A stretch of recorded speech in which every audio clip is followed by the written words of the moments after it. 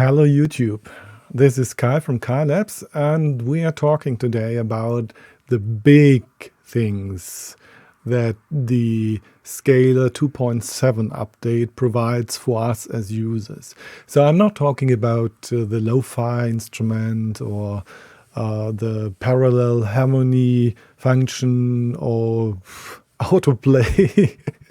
No, I'm talking about the live sync feature, and I'm talking about the multi-out function, because these two are really game changers for us as hobby and professional musicians. Let's talk about live sync first. As you can see, we have here three instances of Scalar, Scalar A, Scalar B, and Scalar C. And they are working completely independent from each other. So what we are going to do now is we make this one scalar A the leader, and the other two scalars B and C we make the followers. How do we do this? We go into this scalar menu and we just choose sync. And there now is a new option, live sync. As you can see, the live sync works for progression builder, chords, voicings, and timings. Nothing else. So if you change, for example, the instrument, if you change, for example, the performance, this won't be synced between the different instances of Scalar, and that is really good. So, okay, let's see what happened. Oh, okay, I should have pressed Start Live Sync. So, Start Live Sync. Now it works. As you see, this one is the leader, the other two are the followers. So, now we need a progression. And what do we do here?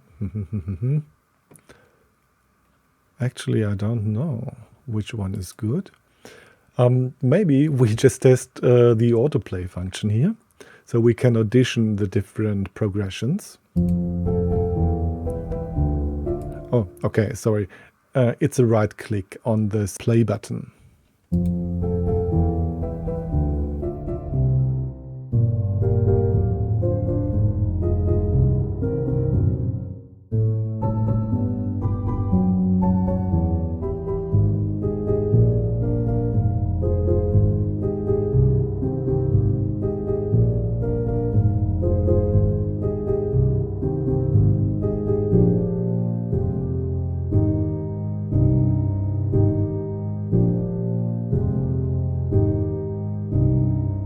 Yeah, that sounds good.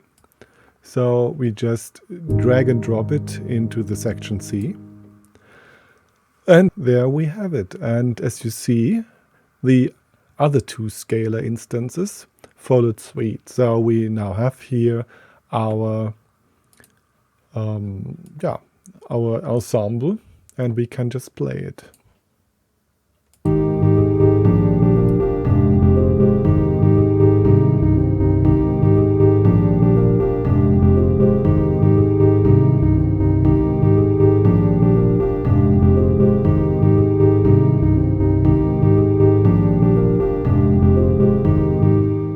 So that's live syncing, but there's one question. What happens if you change something in the following scalar?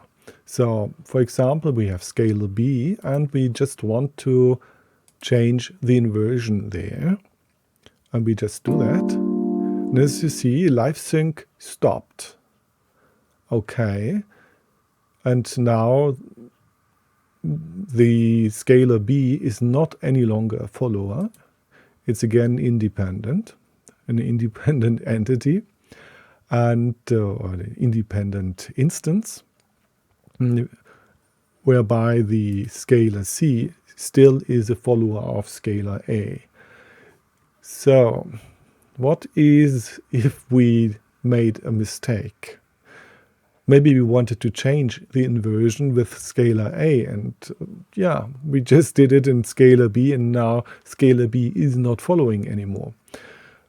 There you have two different options. Option 1 is the one that seems to be natural. That is, go into the scalar menu from scalar B and just choose sync and then follow live sync. And now it follows again. As you can see, it's a follower again. Okay.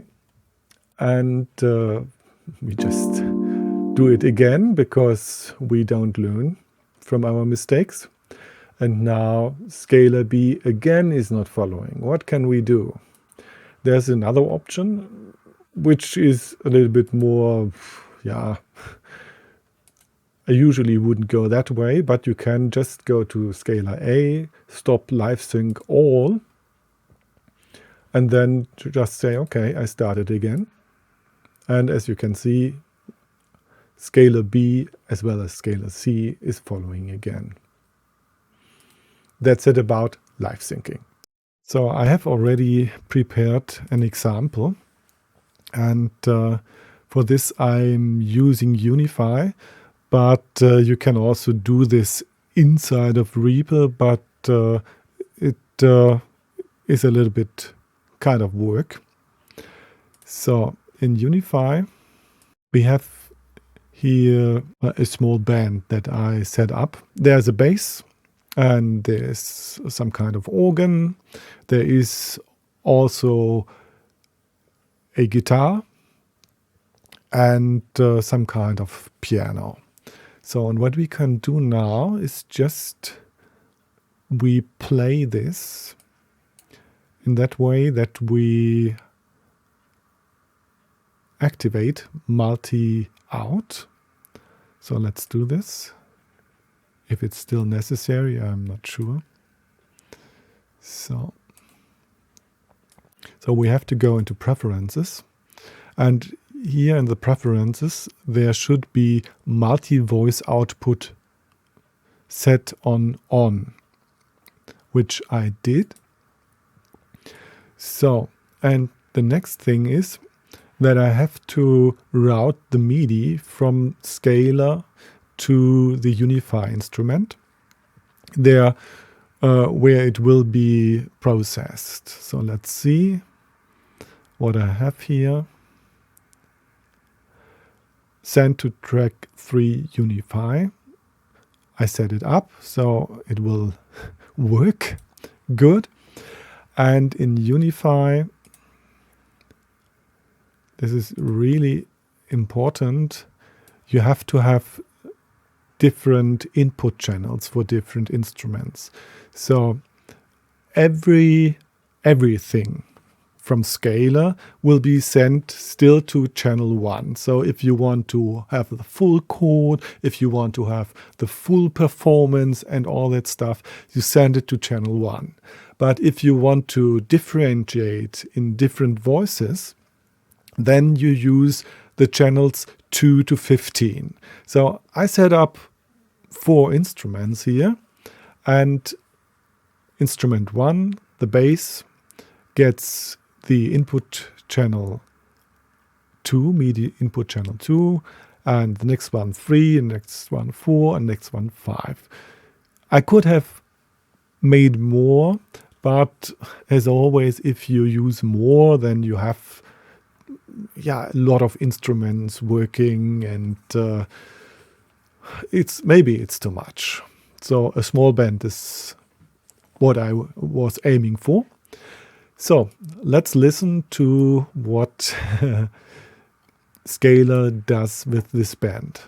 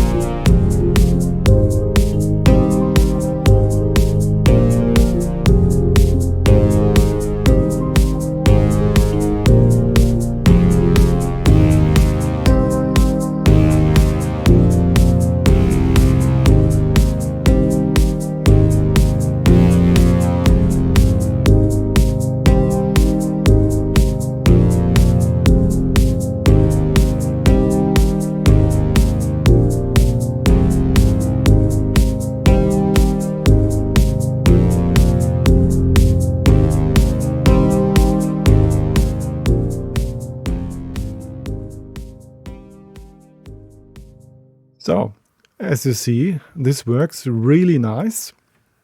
And the question is, where can you use it? Yeah, obviously you need a DAW MIDI program that differentiates between the MIDI channels. So this won't work in MPC Beats or MPC software, MPC2 software. It won't work in Ableton Live. And in most other DAWs, it works. So I tested it with Reaper, I tested it with Cakewalk, and that's everything I tested it in. And I tested it, of course, with Unify. Unify, if you have Ableton Live or MPC Beats or MPC software, then you can use Unify as your ultimate weapon for MIDI routing, because I can just make a layer here, empty MIDI layer, and I can just host a scalar in this layer. And if I do, I can just channel from this layer here to these different instruments. So if your DAW does not work with MIDI channels for sense, for MIDI sense, then just buy yourself Unify. It's really a great instrument with lots of patches, lots of patches, and it's actually very, very versatile. So versatile that I have not the slightest chance to show it to you. I use it in the most basic way, and it makes me happy every day. So maybe it's something you should consider if you are using Ableton Live and you want to use all those AI tools like Instacomposer, Scalar, Instachords, and so on. There's a lot. And all those that use those MIDI sends for MIDI routing, they work with the help of Unify. Okay, that's it for today. The two big things. One thing I want to show, one extra thing, and that is this autoplay. You hit it with the right mouse button.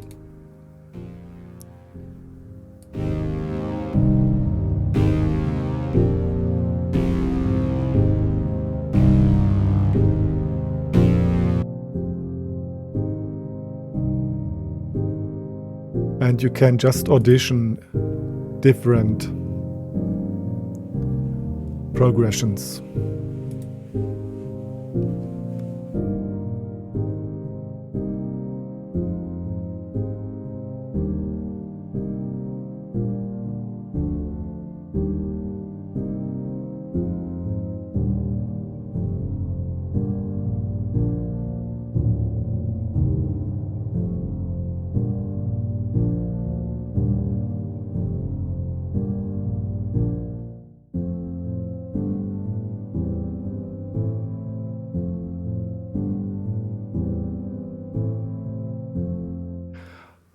It saves a lot of time as the live sync feature, and what I really dig in is the multi-out, because there you get really nice effects. But I have also to admit that I am more this guy that wants to play live with Scalar, and I only need the progressions and I play the melodies myself by improvising in jazz. So maybe it's not something I would use in a normal way. I would use it just for fun. But other people have other needs for their music. So just try it out and have fun. Okay, that's it, folks. Enjoy my other videos. Bye-bye.